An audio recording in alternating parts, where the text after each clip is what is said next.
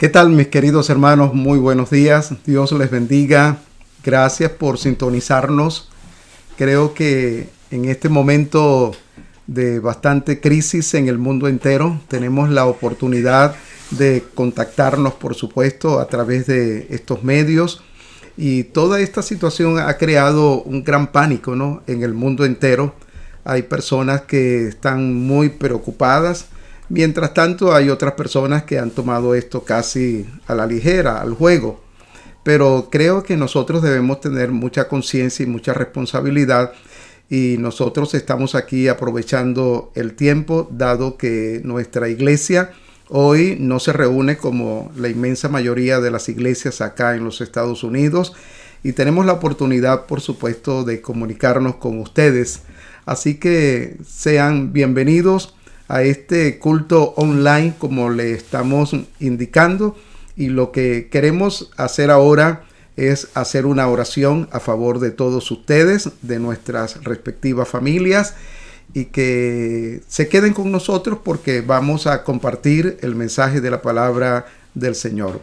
Mi esposa Laura me está acompañando en esta mañana, así que, en esta mañana voy a pedirle a ella que, por favor, haga esta oración de invocación de la bendición del Señor para todos nosotros. Bendito Dios y Padre Celestial, honramos tu nombre en esta mañana que podemos reunirnos globalmente, Señor, porque hay muchos hermanos conectados, amigos, hermanos en la fe. Señor, gracias te damos por la vida que tú nos has dado, por los años que tú nos has dado, pero sobre todo la vida en Cristo, Señor.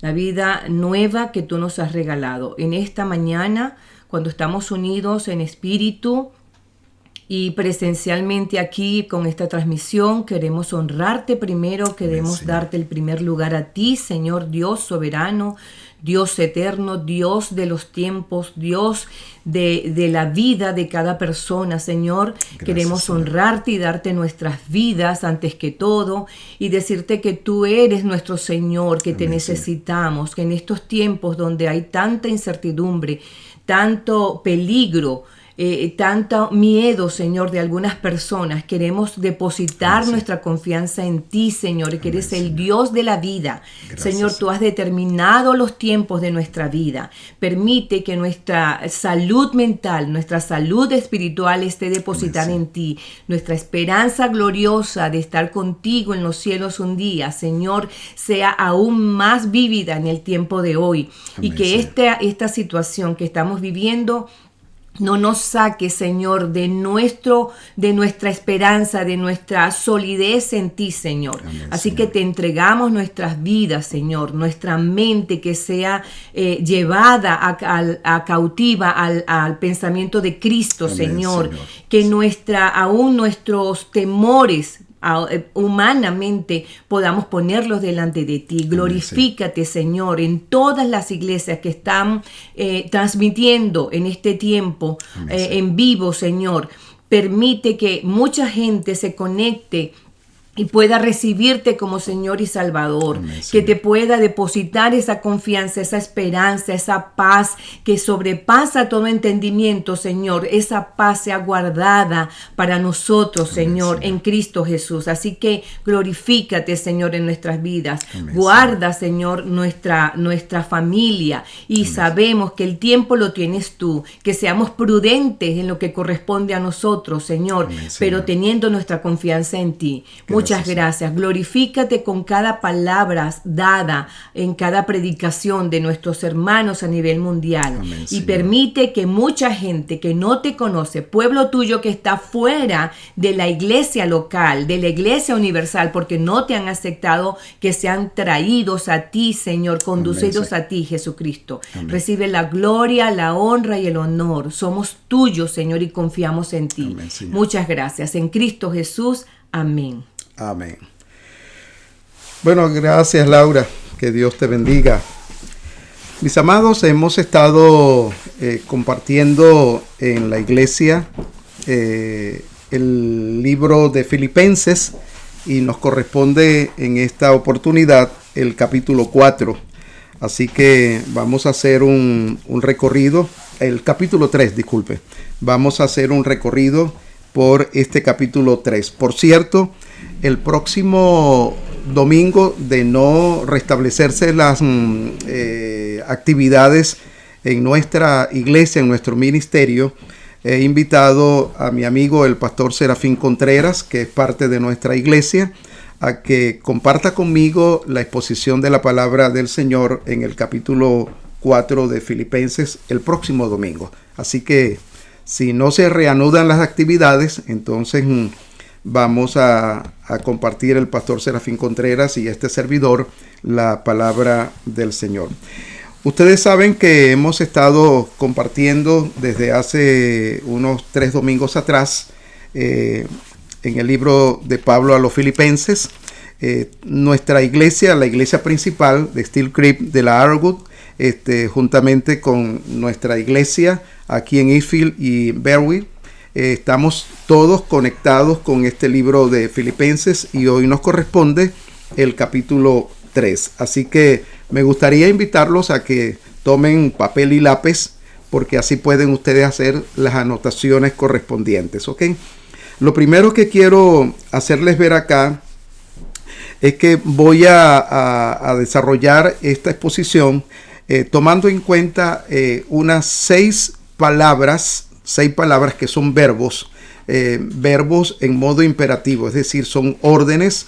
Es una manera muy expresa en que Pablo le está diciendo a los hermanos de la iglesia de Filipos lo que realmente ellos deben hacer, cuál debe ser la actitud y el proceder de ellos, ¿no? Y voy a guiarme por la nueva versión internacional. Esta es la versión que hemos estado utilizando en nuestra iglesia y hoy quiero, por supuesto, conducirme a través de esta versión. Voy a hacer referencia también a la Reina Valera, por supuesto. Y de las palabras que vamos a considerar, y así voy a desarrollar este tema, el primer verbo está en el versículo 3, que es alégrense. Alégrense en el Señor. En el versículo 2 encontramos la otra palabra, el otro verbo, cuídense. Cuídense de esos perros. Ya vamos a discutir, a hablar cada una de estas exposiciones, por supuesto. En el versículo 15, escuchen. En el versículo 17 vamos a encontrar 2 palabras que voy a hacer referencia. Sigan y fíjense. Y en el capítulo 4, el versículo 1, porque allí termina este párrafo, manténganse. Entonces son 6 palabras que vamos a tomar en cuenta para desarrollar esta exposición. Alégrense, cuídense, escuchen, sigan, fíjense y manténganse. Son verbos en modo imperativo, es decir, son órdenes que el apóstol Pablo da a los creyentes. Bueno, debo decirles por vía de paréntesis que esta carta, al igual que la Biblia, originalmente no fue escrita en capítulos y versículos como lo tenemos hoy. Cuando Pablo escribe esta carta muy específicamente, es un solo escrito de principio a fin. Son 104 versículos donde no había división de capítulos, ni había división de versículos, ni siquiera había punto y coma, ni los signos gramaticales. Eso se descubrió o se empezaron a tomar en cuenta mucho tiempo después. Pero lo interesante es que ya lo tenemos dividida en capítulos y realmente el párrafo va a ir del versículo 1 del capítulo 3 hasta el versículo 1 del capítulo 4. Así que yo voy a desarrollar esta exposición de esta manera. Noten cómo comienza Pablo diciendo aquí por lo demás. Este es un conector, así lo llaman los gramáticos, donde Pablo está conectando o haciendo un enlace del final del capítulo 2 y el comienzo del capítulo 1. Esta palabra que muy bien pudiéramos nosotros también traducirlo independientemente de eso o por lo que resta. Y nos preguntamos entonces qué es lo que está sucediendo acá. Bueno, lo que Pablo está tratando es de ver lo que él ha dicho anteriormente de Epafrodito, porque resulta que Epafrodito fue un emisario, un hermano, una persona enviada por la iglesia de Filipo para conocer de la situación de Pablo, y le envían a Pablo una ofrenda. Entonces resulta que Epafrodito estaba enfermo, estuvo a punto de morir, dice aquí el texto, pero el Señor hizo el milagro, por supuesto. Entonces Pablo dice, bueno, por lo demás, independientemente de eso, de lo que ha pasado, independientemente de las luchas que yo he tenido, alégrense en el Señor. Alégrense en el Señor. Y esta es una exposición muy interesante, porque nos está diciendo aquí Pablo que nosotros debemos alegrarnos en el Señor. En el Señor. Lo primero. Y no quisiera que nosotros perdiéramos de vista que la palabra o la expresión en el Señor. En el Señor, pues es la base del gozo cristiano. Y para el cristiano el gozo o la alegría no es una opción, es un mandato. El gozo o la alegría realmente es un mandato. Y en esta carta aparece la palabra gozo o alegría 16 veces. Es la palabra jara o Jairo. Si usted conoce a alguien que se llame Jairo, literalmente Jairo es gozo o alegría. Entonces, esta palabra es clave. De hecho, la carta de Pablo a los filipenses se le ha llamado la carta del gozo, la carta de la alegría, y 16 veces, repito, aparece esta expresión. Entonces, Pablo está diciendo, independientemente de lo que les he contado acerca de Epafrodito y de las luchas que yo he tenido, alégrense en el Señor. Y este es el primer llamado. Por cierto, esta palabra originalmente, que se traduce aquí, alégrense, se usaba más bien como un saludo. Cuando la gente se iba a despedir o cuando la gente se encontraba, generalmente usaba esta palabra saludos. Y Pablo la usa más en el sentido de alégrense en el Señor. Ahora, lo que quiero señalar acá es que este gozo no es producto de las circunstancias. Si las circunstancias no son favorables, podemos alegrarnos o gozarnos. Pablo dice no. Nuestro gozo, nuestra alegría, nuestra satisfacción está en Cristo. Cristo es el motivo de nuestro gozo, de nuestra alegría, y no de las circunstancias. Y esto es valedero porque cuando Pablo escribe esta carta, es interesante que ya Pablo habían pasado 10 años desde que Pablo fundó esta iglesia en el año 51. Ya más o menos en el año 60 o 62 se escribe esta carta, y Pablo había pasado una experiencia bastante triste, por así decir, allá en Filipos, donde él fue azotado, pero estando en la cárcel, después de ser azotado, la Biblia dice que él y Silas estaban orando y cantando al Señor, de modo que en medio de aquellas circunstancias ellos podían entonces cantar al Señor. Ahora bien, cuando nosotros hablamos del gozo, generalmente pensamos que es el gozo que Dios produce en nosotros. Pero a decir verdad, la Biblia dice que Dios es gozo. Y esto no es algo nuevo para muchos, pero seguramente para algunos sí, porque nosotros hablamos, por ejemplo, de que Dios es santo, que Dios es justo, pero no hacemos mucha referencia al hecho de que Dios es gozo. Y Jesucristo también tiene gozo. Dios es un Dios de gozo. Por decirlo de alguna manera, Dios es un Dios feliz. Ahora noten lo que Jesucristo dijo. Estas cosas os he hablado para que mi gozo esté en vosotros. Así que estamos hablando del gozo del Señor, no solamente que Él lo produce en nosotros, sino que Dios tiene gozo. Y en la oración de Juan 17, el versículo 3, dice, ahora voy a ti y hablo esto en el mundo para que tengan mi gozo. Así que Cristo tiene gozo y Él quiere que nosotros nos gocemos también en Él. Por eso Pablo está diciendo, alégrense en el Señor en medio de las circunstancias.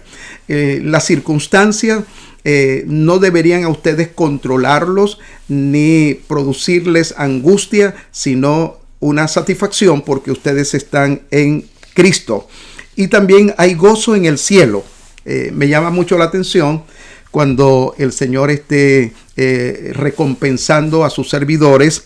En una ocasión, Él va a decir, o en esto, va a decir, entra en el gozo de tu Señor, entra en el gozo de tu Señor. Y también dice la Biblia que hay gozo en el cielo por un pecador que se arrepiente, gozo en el cielo. Así que el Dios de la Biblia es un Dios de gozo, un Dios feliz, si pudiéramos decirlo así. Él se goza en la salvación de los pecadores y es el gozo del Señor que nos debe caracterizar nuestro diario vivir, no importando las circunstancias. Estamos viviendo momentos difíciles, pero como dice Nehemías, el gozo del Señor es nuestra fortaleza. Una fortaleza era un fortín, era una ciudadela donde las personas que estaban dentro de esa ciudadela o dentro de ese fortín tenían seguridad. Entonces, lo que dice Nehemías es que el gozo del Señor es nuestra fortaleza. Es allí donde nosotros podemos hacer frente a las adversidades y situaciones que uno está viviendo en la vida. Y Salomón dice, torre fuerte es el nombre de Jehová. A él correrá el justo y será salvo. Entonces lo primero es, alégrense en el Señor. Así que no importando las circunstancias, debemos alegrarnos en el Señor. La segunda palabra, que es el segundo verbo en imperativo, lo tenemos en el versículo 2. Cuídense, y Pablo va a usar un lenguaje bastante fuerte. Dice, cuídense de esos perros, cuídense de esos que hacen el mal, cuídense de esos que mutilan el cuerpo. Y este es un lenguaje bastante fuerte que usa el apóstol Pablo. Lo que quiero apuntar con esto es que el evangelio de Cristo siempre ha tenido sus enemigos. Y estos enemigos han tratado de adulterar o falsificar el evangelio, el auténtico evangelio de Cristo. En ese caso eran judíos que se habían convertido al cristianismo y que traían sus vivencias y sus experiencias del judaísmo y querían imponer esas prácticas en la iglesia de Jesucristo. Estaban tratando de imponerle a los hombres que debían circuncidarse. Y Pablo entonces hace frente a esta situación. Esto era algo que estaba afectando el estado anímico, el estado emocional y el estado espiritual de la iglesia de Filipos. Y entonces en este caso Pablo está específicamente diciéndoles que tengan cuidado. Pablo los llama perros. Y resulta que este era un calificativo que usaban los judíos para referirse a los gentiles. Observen este comentario que hizo un judío. Si tú comes con un gentil, es lo mismo que si comes con un perro. Entonces, el concepto que los judíos tenían de los gentiles es que éramos perros. Ahora debo decir, y seguramente ustedes lo saben, gentil es toda aquella persona que no forma parte del pueblo de Israel. Todas las naciones, hay 194 naciones en el mundo, y todas esas naciones, aparte de Israel, son llamados gentiles. Ahora, Pablo llama a esos judíos, los llama perros, y dice, cuídense de esos perros que hacen el mal. Y la palabra que se traduce aquí mal significa que son indignos o pestilentes. Este es el término. Cuídense de esos pestilentes. Y Pablo, por eso yo les decía al principio, que Pablo está usando un lenguaje muy duro, ¿verdad? Para señalar a esas personas. Fíjense y cuídense de esos pestilentes. Hay una versión que traduce: cuídense de esos perversos agitadores. Cuídense de esos perros, dice, que mutilan el cuerpo. Y con esto Pablo hace referencia a la circuncisión. La circuncisión no era tanto una cuestión de hacer una cirugía retirándole el prepucio a los niños, sino era una marca distintiva de pertenecer al pueblo de Israel. Y todo israelita era circuncidado, como nos dice la palabra del Señor, a los 8 días. Y Pablo entonces está diciendo a esos que mutilan el cuerpo de manera despectiva. Por supuesto, Pablo está hablando de esto. Esto era la señal que Dios le había dado a Abraham cuando Abraham fue llamado por Dios para formar parte de la nación de Israel. Así que circuncidaréis la carne de vuestro prepucio, le dice el Señor, y será por señal del pacto entre mí y vosotros. Entonces, en este argumento, Pablo presenta 4 cosas muy interesantes. Lo primero que Pablo dice es que nosotros somos la verdadera circuncisión. Nosotros somos la verdadera circuncisión. Y Pablo está usando esto para decirnos que la verdadera circuncisión es la del corazón. No quitar el prepucio del miembro viril del hombre, sino quitarle el corazón malo, el corazón dañado. Eso es lo que está realmente diciendo Pablo. Noten lo que dice Colosenses 2:11. Cuando ustedes llegaron a Cristo, fueron circuncidados. Y Pablo le está escribiendo a los gentiles. Cuando ustedes llegaron a Cristo, fueron circuncidados, pero no mediante un procedimiento corporal. Cristo llevó a cabo una circuncisión espiritual, es decir, le quitó la naturaleza pecaminosa. En Romanos 6:6, Pablo amplía este panorama con estas palabras. Sabiendo esto, que nuestro viejo hombre, ¿quién es nuestro viejo hombre? Lo que éramos antes de conocer a Cristo. Ese es nuestro viejo hombre. Nuestro viejo hombre fue crucificado juntamente con él para que el pecado perdiera su poder en nuestras vidas. Y en Romanos 2:11 dice que la circuncisión es la del corazón. Por eso Pablo dice aquí, nosotros somos la verdadera circuncisión. De manera despectiva, los judíos llamaban a los gentiles incircuncisos. Pero Pablo le dice, no, nosotros somos los verdaderos circuncidados, los auténticos circuncidados. Somos nosotros ahora. Lo segundo que Pablo dice aquí es que nosotros por medio del Espíritu adoramos a Dios. Y la palabra adorar, o el término adorar aquí es latría. Latría era adoración. Y es interesante que esta palabra se usaba exclusivamente para adorar a Dios. Pablo dice, nosotros servimos a Dios. Es la misma palabra empleada en Romanos 12:1, cuando Pablo dice aquí, así que hermanos, os ruego por las misericordias de Dios que presentéis vuestros cuerpos en sacrificio vivo, santo, agradable a Dios, que es vuestro culto racional. La palabra culto es la palabra que aquí se traduce, en esta versión, se traduce adorar. Y es la palabra que se usa exclusivamente para el culto a Dios.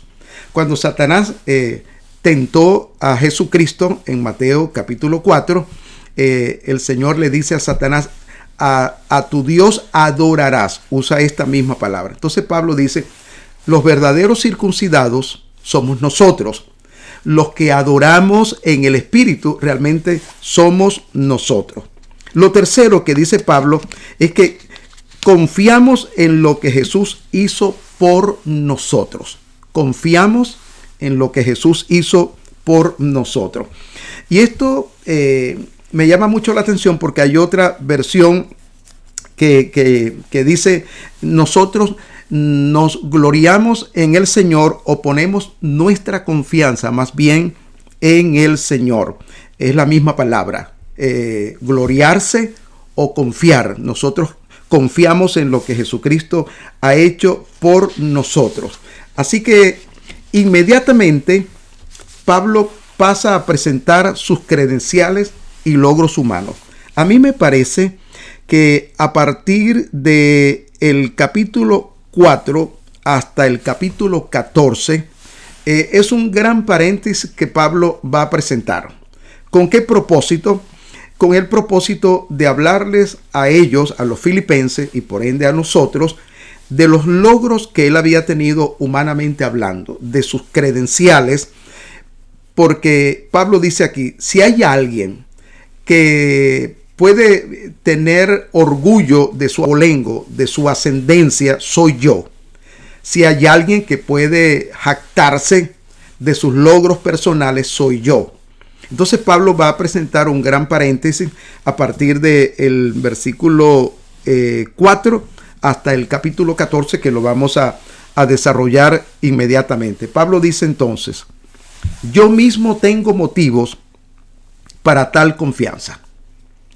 Noten que anteriormente ha dicho, nosotros confiamos en el Señor. Entonces ahora dice Pablo, yo mismo tengo motivos para confiar en mis logros. Si cualquier otro cree tener motivos para confiar en esfuerzos humanos, yo más.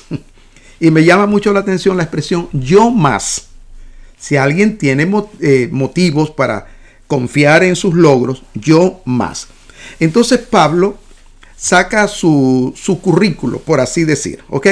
Saca su abolengo, saca sus logros personales, saca sus certificados y se los exhibe a ellos. Pero es para dar un contraste. Yo no me estoy jactando de estas cosas. Yo me estoy jactando y confiando en lo que Cristo ha hecho por mí. Y Pablo dice en Gálatas 1:14, en el judaísmo, que era la religión que él profesaba, aventajaba a muchos de mis contemporáneos en mi nación. Entonces ahora saca aquí sus credenciales, hace la lista. Dice, circuncidado al 8º día. Ya hablé un poquito acerca de esto, que era un rito que Dios pidió a Abraham como señal de pertenecer al pueblo de Israel, que todo varón a los 8 días de nacido debía ser circuncidado. De hecho, todos los judíos son circuncidados. Esto es parte de su identidad nacional. No sé si ustedes lo saben, pero durante el Holocausto, cuando Hitler asesina a más de 6 millones de judíos, cuando ellos sospechaban que una persona no le estaba diciendo la verdad, ellos le pedían que se quitaran la ropa, y si veían que estaba circuncidado, entonces eso era señal de que eran judíos, y los mandaban, por supuesto, a las cámaras de gases para asesinarlos. Así que Pablo está diciendo, yo he sido circuncidado a los 8 días. ¿Qué quiere decir? Yo pertenezco a la descendencia de Abraham.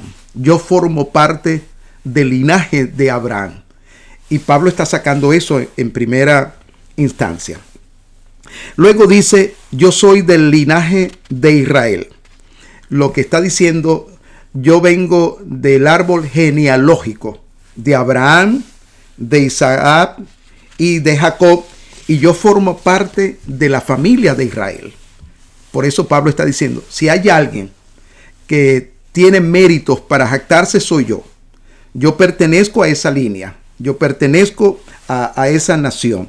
Yo soy de la tribu de Benjamín. Recordemos que los 12 hijos de Jacob dieron sus nombres a las 12 tribus de Israel. Y la tribu de Leví no recibió posesión alguna, dice la Biblia. Y en su lugar, la tribu de José se dividió en dos. La tribu de Judá y la tribu de Benjamín. Y estas dos tribus formaron juntas una dinastía que los profetas llamaron la nación o la casa de Judá. Y estos habitantes de Judea son los judíos. Entonces Pablo dice, yo vengo de esa rama. Así que Pablo está sacando su pedigrí, su abolengo, su ascendencia, para llegar a algo interesante que vamos, por supuesto, a enfocar. Luego dice, en cuarto lugar, yo soy hebreo de hebreos. Ahora bien, los términos hebreo, judío e israelita se pueden emplear tanto para aludir al antiguo pueblo de Israel como para la religión del judaísmo. Pero en la práctica es frecuentemente usado hebreo para el concepto étnico. Así que Pablo está diciendo con esto, yo soy hebreo de pura cepa, como traduce esta versión. Soy judío de pura cepa, porque el término hebreo se circunscribe fundamentalmente al aspecto étnico y judío para la religión, es decir, el judaísmo. En quinto lugar, Pablo dice, en cuanto a la ley, yo soy fariseo. Y los fariseos, seguramente ustedes saben, fueron un movimiento tanto político como religioso.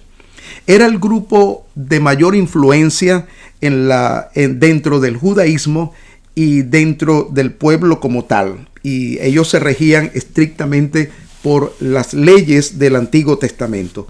Ellos se creían superiores a los demás. La instrucción de ellos era muy elevada. Ellos pertenecían a la clase media y tenían gran influencia sobre la población. Pablo dice, yo soy, en cuanto a la ley, yo soy fariseo. Es decir, un hombre conocedor del Antiguo Testamento, que se regía estrictamente por las leyes del Antiguo Testamento, hombre estudioso, hombre capaz, pero con una gran influencia dentro de la sociedad judía, y Jesucristo los adversó. No vamos a entrar aquí en estos detalles, pero ustedes saben cómo Jesucristo los adversó. Y en sexto lugar, dice, en cuanto al celo, perseguidor de la iglesia. En cuanto al celo, perseguidor de la iglesia. Hay un texto en Gálatas 1:13 donde Pablo dice, ustedes ya están enterados de mi conducta cuando pertenecía al judaísmo, de la furia con que perseguía a la iglesia de Dios tratando de destruirla. Por eso Pablo dice aquí, si hay alguna persona que era celosa de las prácticas judías y que perseguía a la iglesia, ese era yo. Y ustedes me conocen y ustedes lo saben. De hecho, cuando lapidan o cuando matan a pedradas a Esteban, dice que los testigos pusieron sus vestidos mientras arrojaban las piedras a los pies de Pablo. Esto quiere decir lo que dice Lucas en su libro de los Hechos de los Apóstoles, que Pablo consistía en su muerte, en la muerte de Esteban. Y en sexto y último lugar, en cuanto a sus credenciales, de lo que él se jactaba, en cuanto a la justicia que es de la ley, que la ley exige intachable. De modo que Pablo era un hombre que cumplía al pie de la letra la ley judía, pero a la letra, no en el espíritu, sino a la letra. La letra mata, dice el mismo Pablo. El espíritu es el que vivifica. Y por eso dice, en el judaísmo aventajaba a muchos, siendo mucho más celoso de las tradiciones judaicas. Pero noten, en el versículo 7 hay como especie de un quiebre. Dice, sin embargo, la versión Reina Valera dice, pero. El pero es una conjunción adversativa que se contrapone a lo que Pablo viene diciendo. ¿Qué es lo que viene diciendo?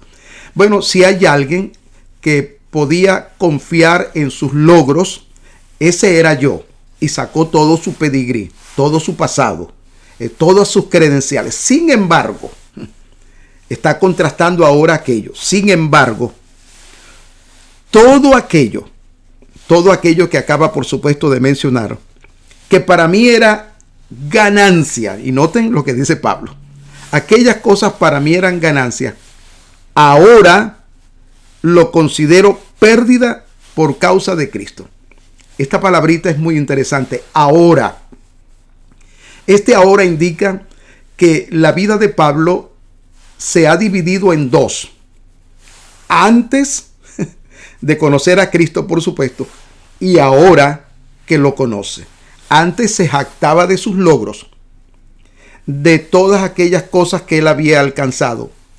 Mas ahora, es decir, pero ahora yo tengo todo esto por basura para ganar a Cristo. Dice que lo considera pérdida para ganar la causa de Cristo. La palabra pérdida, como ustedes ven aquí, aparece 4 veces en estos breves versículos. 4 veces la palabra pérdida, y lo contrasta con la palabra ganancia. Aquello era pérdida. Lo que tengo ahora, que es Cristo, es ganancia. Y permítame ilustrarlo de esta manera. Vamos a pensar en una balanza, ¿ok? En una balanza. Estas balanzas que nosotros muy bien conocemos. Pablo puso en un lado de la balanza estos logros humanos, todo su pasado, todo su alcance, toda su trascendencia en el judaísmo, y de este lado puso a Jesucristo. Y resulta que la balanza se inclinó totalmente a Jesucristo. Totalmente a Jesucristo. Y dice, ahora lo tengo como pérdida. Todas mis credenciales, todos mis logros humanos es basura. Esta versión, es interesante que esta versión traduce estiércol. Estiércol es desecho. Es algo sin valor. Es algo que no le da ahora importancia.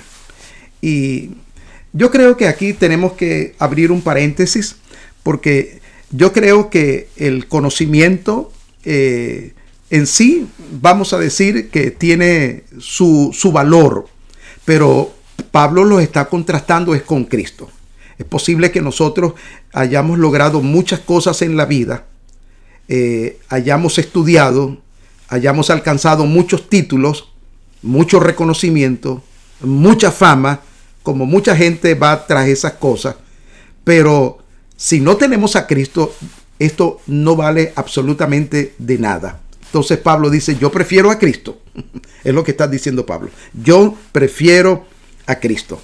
Y dice entonces, por razón del incomparable valor de conocer a Cristo Jesús, mi Señor. Noten la expresión, el incomparable valor de conocer a Cristo. Hay otra versión, una Biblia católica, la Biblia de Jerusalén, dice, ante la sublimidad del conocimiento de Cristo Jesús. Ante el incomparable valor de conocer a Cristo, yo desecho todo esto. Ahora, ¿qué quiere Pablo? Pablo quiere conocer a Cristo. Pablo quiere conocer a Cristo. Es interesante en la famosa oración de Juan 17, cuando el Señor Jesucristo dice, y esta es la vida eterna, que te conozcan a ti, el único Dios verdadero, y a Jesucristo a quien has enviado. ¿En qué consiste la vida eterna? En conocer a Cristo. Ahora, el término que aquí se traduce conocer, no es un conocimiento intelectual, no es un conocimiento académico. Esto habla más bien de una vivencia, de una experiencia. Mucha gente puede conocer las enseñanzas de Cristo. Mucha gente puede leer los evangelios y tener una información muy completa acerca de Jesucristo. Pero esto no cambia la vida, porque no la leen con fe, no la leen, por supuesto, con la confianza de la obra de Cristo. Lo que Pablo está diciendo, entonces, yo quiero conocer a Jesucristo, que es una relación íntima. Por cierto, la palabra que aquí se traduce conocer es la misma palabra que se traduce para las relaciones íntimas entre los esposos. Una intimidad es lo que quiere Pablo con el Señor, una unidad con el Señor. Y Pablo dice, yo quiero conocerlo más. Y esto solo será posible cuando nosotros leemos su palabra. Déjenme decirles por vía de paréntesis que a mí me asombra, me preocupa la ignorancia que hay en el pueblo evangélico acerca de la palabra del Señor. Gastamos e invertimos mucho tiempo en cuestiones que no nos están edificando. Y si nos hicieran un examen de las Escrituras, realmente es posible que saliéramos aplazados. En la medida en que nosotros conocemos a la palabra del Señor, conocemos más y más a Jesucristo. Así que yo quiero invitarlo a que tome su tiempo diariamente, abra las Escrituras, porque la ignorancia de las Escrituras es la ignorancia de Cristo. Si usted no conoce la Escritura, usted no va a conocer a Cristo. Y Pablo dice, yo quiero conocerlo más y más. Luego dice, ganar a Cristo. No solamente conocerlo, sino ganar a Cristo. Y seguramente nos preguntamos cuál es la diferencia entre conocer a Cristo y ganar a Cristo, ¿verdad? ¿Qué quiere decir esto? Yo creo que lo que Pablo quiere indicar con esto es que sus logros pasados eran pura pérdida. ¿Ok? Sus logros pasados eran pura pérdida. Pero ahora su ganancia es Cristo. Su ganancia es Cristo. Cristo es su verdadera ganancia. Con Él todo es ganancia. En Cristo no hay pérdida. Y yo quiero, dice Pablo, conocerlo más porque yo quiero ganar más. Yo quiero ganar más. Aquello era pérdida, pero lo que tengo ahora es ganancia. Yo me pregunto, ¿cuánta ganancia tiene usted? ¿Cuánto conoce usted de Cristo? Y recuerde que en la medida en que usted conoce a Cristo, usted podrá confiar más en Cristo. Y esto es lo que debemos apuntarnos acá. Lo tercero, dice Pablo, encontrarme unido a Él. Y Pablo anhela que su vida tenga una mayor comunión con Cristo, una muy estrecha relación con Cristo su Señor. Cuando uno lee el libro de los Salmos, las oraciones de David, uno queda abismado, asombrado de el amor que David tenía hacia su Señor. De madrugada me levantaré e invocaré tu nombre. Cuánto amo yo tu ley. Todo el día es ella mi meditación.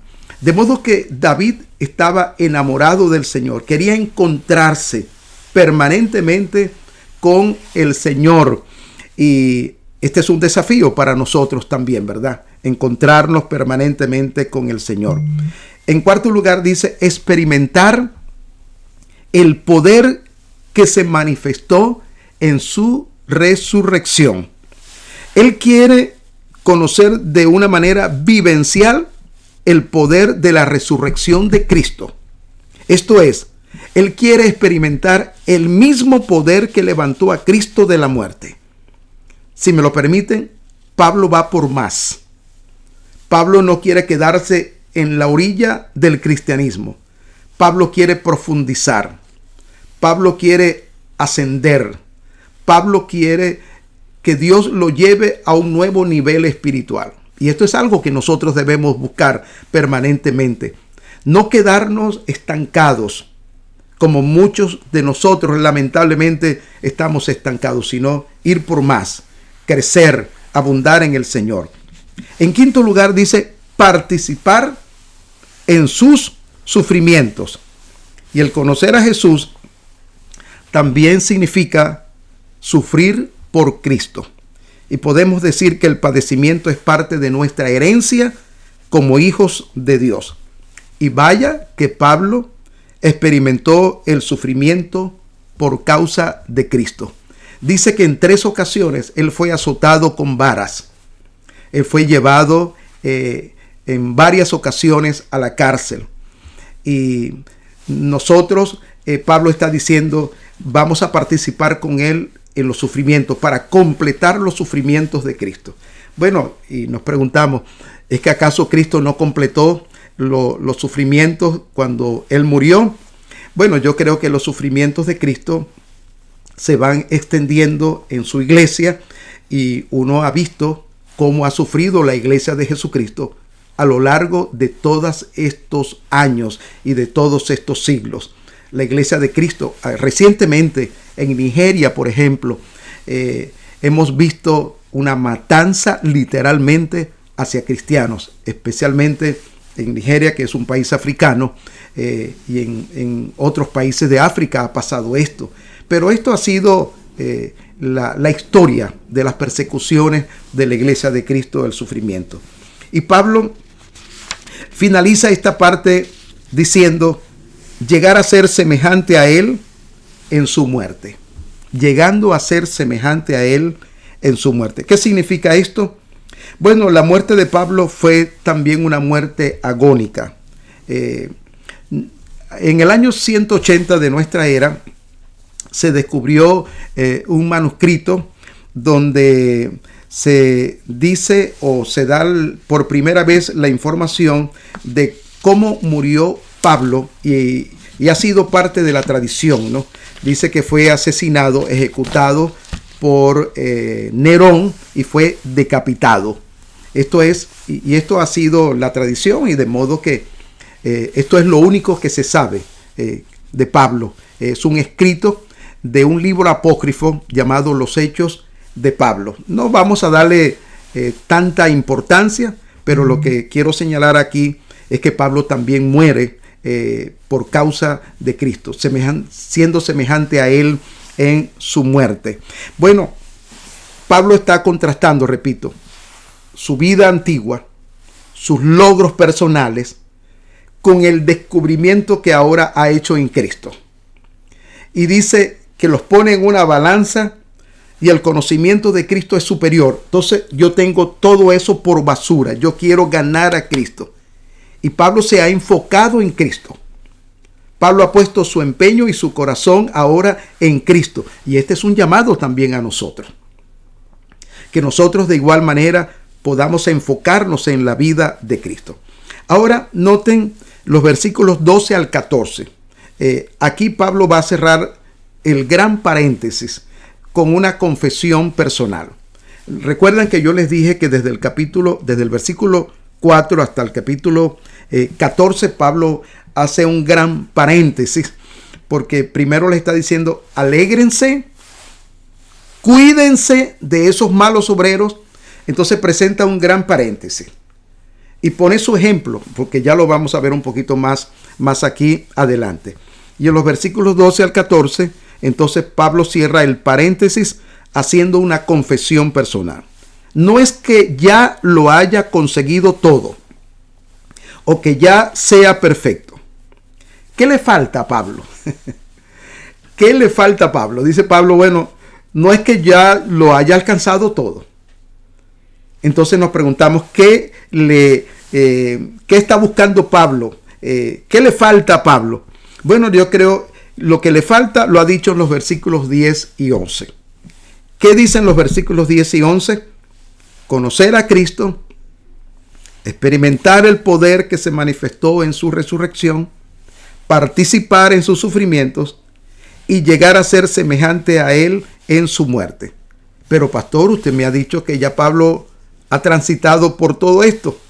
Bueno, cuando Pablo aceptó a Cristo, empezó el proceso de obtener todas estas cosas. Pero ese proceso no culminará hasta que Cristo lo transforme allá en la muerte, después de su muerte. Y es que la vida cristiana es un proceso.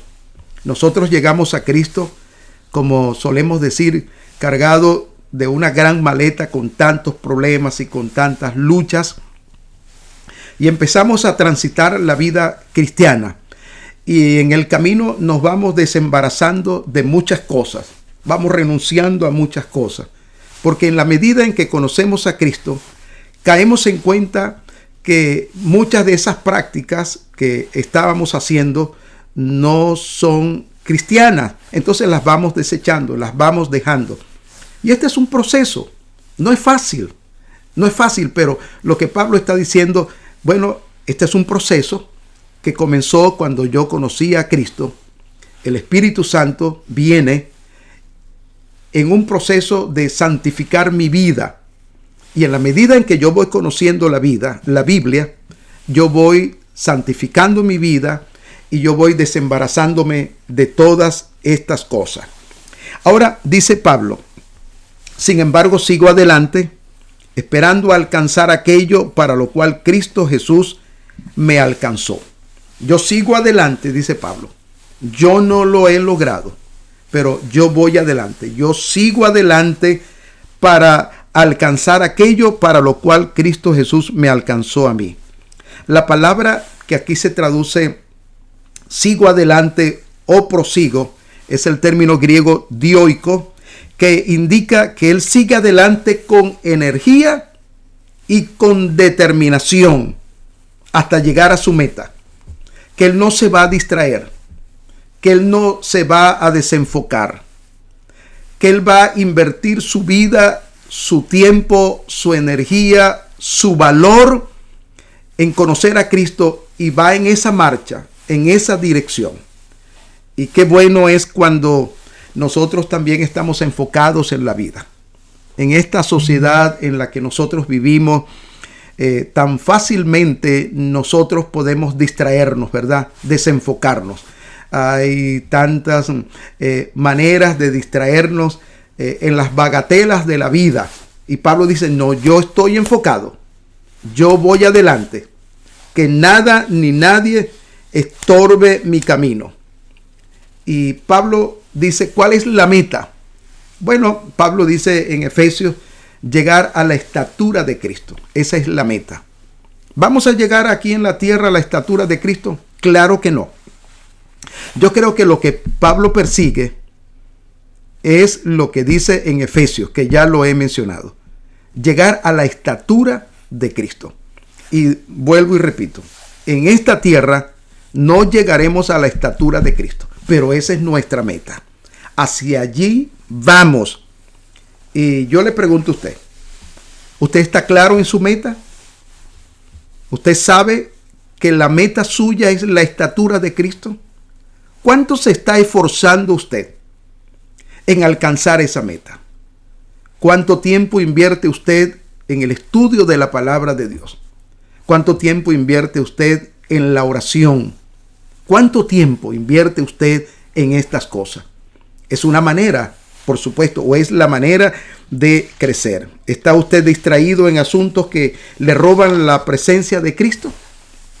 Debe estudiar su vida. Debe analizar su vida. Como suelo decir, usted debe introyectarse. Es decir, usted debe hacer una introspección. Usted debe hacer un análisis en su vida.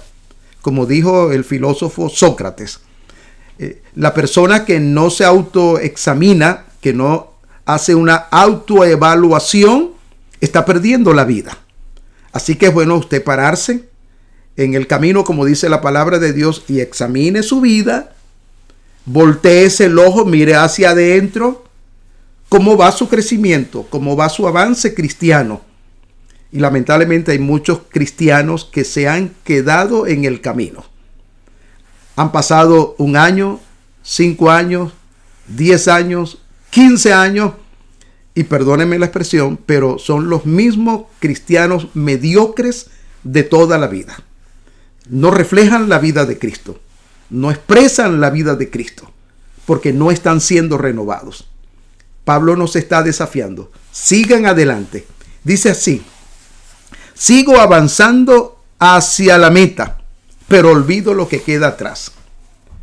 ¿Qué es lo que Pablo deja atrás? Sus logros personales. Todas esas cuestiones que él alcanzó en el judaísmo, él lo dejó atrás. Pero también debemos dejar atrás nuestros fracasos. Debemos dejar atrás aún nuestros triunfos pasados. Debemos dejar atrás nuestro pecado. Es desembarazarnos. Es lo que dice el escritor a los Hebreos. Al correr la carrera de la vida cristiana, despojémonos de todo peso. Y en muchas personas este es un proceso. ¿Cuál es el peso que a usted le está impidiendo correr su vida cristiana con gozo, como dice la palabra del Señor? Bueno, examine y deje esas cosas. A lo mejor es una amistad que le está haciendo daño. A lo mejor es lo que usted está viendo en la televisión. Es el tiempo que usted está dedicando a cosas que no le están favoreciendo en nada. Aquí debemos estar centrados, y mucho más cuando vemos lo que está pasando en el mundo. Dejar atrás todas esas cosas. Dejar atrás todo lo que me está impidiendo y sigo adelante. Sigo adelante. Y Pablo ahora entiende que esas cosas eran un impedimento y él quiere seguir entonces adelante. Ya casi finalizando, en los versículos 15 vamos a encontrar una cosa interesante, y en el versículo 17 dice: escuchen, sigan y fíjense. Estas son las otras tres palabras. Faltaría la última, que está en el 4.1. Pero aquí hay tres palabras que son tres verbos en modo imperativo, es decir, órdenes que nos vienen de Dios a través de Pablo. Escuchen, versículo 15. Versículo 17, sigan. Y versículo 17, fíjense. Escuchen, presten atención. Dice aquí, los perfectos. Ahora Pablo dice, no es que ya sea perfecto. Bueno, la palabra perfecto es teleio en griego. Esta palabra puede muy bien ser traducido los que somos maduros o los que estamos completos. Pablo ha dicho en Colosenses, el capítulo 2, el versículo 10, que en Cristo estamos completos. Es decir, no nos falta nada. Lo que nos falta, por supuesto, es conocer más a Cristo, pero en Él estamos completos. Ya tenemos la salvación. Y habla aquí de madurez. Los que somos maduros, los que hemos alcanzado la plenitud de la vida. Entonces, ¿qué debemos hacer? Bueno, yo creo que debemos conocer más a Cristo. Es una búsqueda diaria del Señor Jesucristo. ¿Qué debemos hacer? Olvidar lo que queda atrás, es lo que Pablo viene diciendo. ¿Qué debemos hacer? Enfocarnos en la meta, que es Cristo, y vivir de acuerdo con lo que ya hemos alcanzado. Así que Pablo dice, escuchen los perfectos, los que han alcanzado madurez. Y todos debemos tener ese modo de pensar, lo que Pablo viene diciendo. En todo caso, vivamos de acuerdo con lo que ya hemos alcanzado. La otra palabra es sigan. Sigan todos mi ejemplo. Y qué desafío, ¿verdad?, tiene Pablo, porque Pablo está diciendo, bueno, yo me pongo como ejemplo. Síganme a mí. ¿Y qué está diciendo? Bueno, yo dejé todo aquello. Y ahora yo me extiendo, yo soy una nueva persona y yo quiero darles el mejor ejemplo a ustedes. Este es un gran desafío, por supuesto, que tiene el apóstol Pablo. A los corintios, Pablo le dice, imítenme a mí, así como yo imito a Cristo. Imítenme a mí, así como yo imito a Cristo. Así que síganme. Es interesante que la palabra que se traduce aquí, imitar, es mímica, lo que hacían los actores en los teatros, hacer una mímica en el sentido de imitar a otras personas. Imítenme a mí. Yo tengo la experiencia de cómo nuestros hijos nos van imitando a nosotros, ¿verdad? Y nosotros debemos tener cuidado. Y nosotros, los que somos pastores y los que somos líderes, es lo que Pablo dice, que nosotros somos cartas abiertas, leídas por todo el mundo. Así que la vida nuestra no debe tener una dualidad. Debemos ser iguales, debemos ser personas íntegras, tanto en lo privado como en lo público, porque de esa manera nuestra vida puede impactar a los demás. Cuando una persona está viviendo una dualidad en su vida, cuando una persona tiene careta, todas las personas se dan cuenta. Pero cuando una persona es transparente, cuando una persona es íntegra, impacta a las demás personas. Y Pablo está diciendo, imítenme a mí. Y este es un desafío. Es lo que yo como pastor también debo decirles a ustedes. Imítenme a mí en el estilo de vida cristiana que uno está viviendo. Bueno, entonces Pablo dice ahora, fíjense, es la otra palabra, fíjense. Fíjense en quiénes, en los malos obreros. Y pone aquí 5 cosas de los malos obreros que se comportan como enemigos de la cruz de Cristo.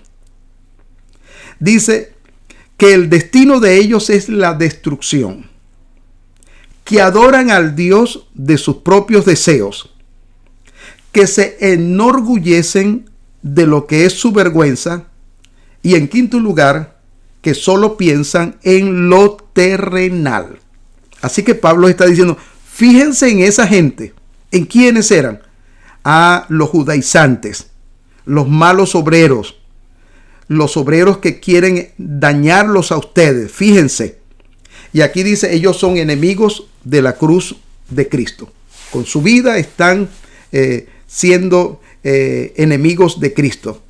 Que el destino de ellos es la ruina. La palabra que aquí se traduce destrucción es ruina. También puede ser traducido como condenación.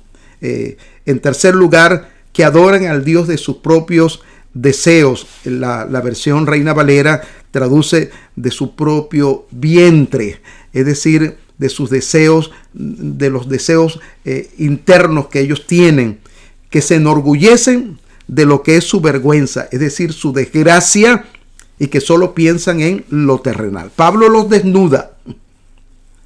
Y Pablo está advirtiéndole a la iglesia. Ahora, nosotros sabemos que, lamentablemente, como dije al principio, el evangelio tiene sus enemigos. Y de alguna manera se van metiendo en la iglesia para hacer daño. Y hoy no necesariamente se meten en la iglesia de las 4 paredes. Hoy se meten a través de la radio, a través de la televisión, a través del internet, a través de tantas cosas. Y mucha gente está como los atenienses que tenían prurito en sus oídos de conocer y de escuchar cosas nuevas. Mi orientación en este particular es que usted debe analizar la vida y la conducta de sus líderes y de sus pastores. Un hombre o un pastor con una sana doctrina tendrá una sana vida, tendrá una sana familia. Observe, piense en esas personas que están haciendo daño. ¿Por qué? Porque seguramente no solamente no tienen una sana doctrina, sino tampoco tienen una sana familia. Entonces, no seamos como los atenienses, que tenían picazón en sus oídos por escuchar cosas novedosas, cosas nuevas. Aférrese a la palabra del Señor. Yo quisiera que todos nosotros tengamos el espíritu de los creyentes de Berea, que dice la Biblia que cuando Pablo les enseñaba y les predicaba la palabra del Señor, cuando ellos llegaban a sus casas, acudían a la Biblia que ellos tenían. ¿Cuál era la Biblia que ellos tenían? El Antiguo Testamento. Para ver si lo que Pablo les decía estaba en concordancia con la palabra del Señor. Aún esta enseñanza que yo estoy dando en esta mañana, usted abra su Biblia y vea si lo que yo le estoy diciendo está conforme a la palabra del Señor. Y así puede pasar por el matiz de la palabra del Señor toda enseñanza que usted reciba, sea de su pastor o sea de cualquier otro, porque la idea acá es que nosotros, por supuesto, tengamos una claridad en la palabra del Señor. En la medida en que nosotros conocemos la palabra del Señor, nosotros podemos distinguir las falsas doctrinas. Alguien dijo en una ocasión, si nosotros queremos identificar un billete falso, lo que tenemos que hacer es cómo es el billete verdadero, ¿ok? ¿Cuáles son las características del billete verdadero? No del billete falso, sino del billete verdadero. De modo que cuando le llegue a sus manos un billete falso, usted pueda compaginarlo con los billetes, las características del billete verdadero. Lo que estoy diciendo, Aférrese a la palabra del Señor. Estudie, investigue la palabra del Señor. Usted tiene el gran maestro. ¿Cuál es el gran maestro? El Espíritu Santo. Es su gran maestro. Él le va a enseñar. Pero por supuesto, gracias a Dios por libros, por personas que son estudiosas, investigadores, pero todo eso hay que compararlo con la palabra del Señor. Así que Pablo dice, fíjense en esa gente que está haciendo daño. Y finalmente, ya para finalizar, vamos al versículo 1 del capítulo 4. Yo les decía al principio que la Biblia, y estoy hablando muy específicamente del libro de Filipenses, no fue escrito originalmente ni en capítulos ni en versículos. Esto es algo que se lo debemos a estudiosos del año 1240 aproximadamente, donde se divide la Biblia en capítulos y luego un poco más adelante en versículos. Y por vía de paréntesis también les he dicho que no había puntos ni comas ni signos de interrogación o de admiración. Los que son los signos gramaticales, no existían nada de estas cosas. Gracias a los editores, a los estudiosos, ahora tenemos la Biblia de esta manera. Con esto quiero decir que los capítulos y los versículos y los párrafos, como ahora tiene la Biblia, no son inspirados. ¿Ok? A mi modo de entender, esto debe terminar en el versículo 1 del capítulo 4. ¿Por qué? Porque está la palabra por lo tanto. Es la conclusión. Por lo tanto, queridos hermanos míos, a quienes amo y extraño mucho, ustedes son mi alegría y mi corona. Manténganse así firmes en el Señor. Y Pablo está diciendo, bueno, lo último, manténganse firmes, anclados en la verdad del Evangelio. No estén ustedes brincando de un lugar para otro. Ustedes aférrense a esa verdad, la verdad del Evangelio. Y estos son enseñanzas que son necesarias en los días de hoy. El hombre inconstante es el hombre que va como las olas del mar, ¿verdad? Que son zarandeados también por todo viento de doctrina, dice Pablo a los Efesios. No, lo que Pablo está diciendo, manténganse anclados, firmes en el sólido fundamento del Evangelio de Cristo. Que nadie ni nada los mueva de esa verdad. Hermanos, y déjenme decirles que estamos en los comienzos de una gran apostasía, en los comienzos de una gran apostasía mundial. Ahora vamos a ver más, entre comillas, predicadores y maestros del Evangelio con cosas más absurdas todavía. Y lamentablemente mucha gente va siendo arrastrada. En estos días yo reenvié unos videos entiendo que era una pastora que se tiró en el púlpito de su iglesia y pidió a los hermanos que trajeran sus ofrendas, y diciendo que no se iba a levantar de allí hasta no verse forrada de billetes. Y venía la gente repartiendo, dando billetes, y venían otros y ponían otro billete, etcétera, etcétera. Y yo decía, ¿de dónde salió esto? Bueno, vamos a ver cosas peores. También reenvié un pastor que estaba sacando demonios supuestamente de una mujer, besándola públicamente. Así que agarró a la supuesta hermana y empezó a besarla en sus labios. Besos de hombre a mujer, y él escupía, supuestamente sacando los demonios. Veremos cosas peores. También reenvié donde pusieron la Biblia en el piso y el pastor mandó a poner los pies sobre la Biblia para recibir la unción, porque él decía que todo lo que pisare la planta de vuestro pie será vuestro. Entonces reclame sus promesas, y la abrió en alguna parte donde había promesa, y ponga su pie allí. Y ellos pisoteaban la Biblia porque ellos estaban haciendo caso al supuesto pastor, porque esas promesas que estaban allí las iban a pisar, como dice la Biblia, todo lo que pisare la planta de vuestro pie será de ustedes. Veremos cosas peores, hermanos, en los últimos tiempos. Y esto es algo que a nosotros los pastores nos preocupa y quisiéramos, por supuesto, que esto no suceda en nuestras congregaciones, no suceda en nuestras iglesias, y por eso Pablo dice: manténganse así firmes en el Señor. Bueno, esta exhortación con estas palabras que son verbos en imperativo, Pablo nos está diciendo: alégrense en medio de las circunstancias. Las circunstancias no deben a ustedes traerles alegría ni tristeza, sino la confianza y el gozo de ustedes está en Cristo. Alégrense en el Señor. Y sigue dando, por supuesto, las observaciones. Cuídense de estos malos obreros. Cuídense. Pone un gran ejemplo. Su ejemplo. Y luego entonces sigue apuntando aquí, fíjense en estas cosas, sigan mi ejemplo y ahora manténganse firmes en el Señor. Que la gracia de nuestro amado Señor sea con cada uno de ustedes.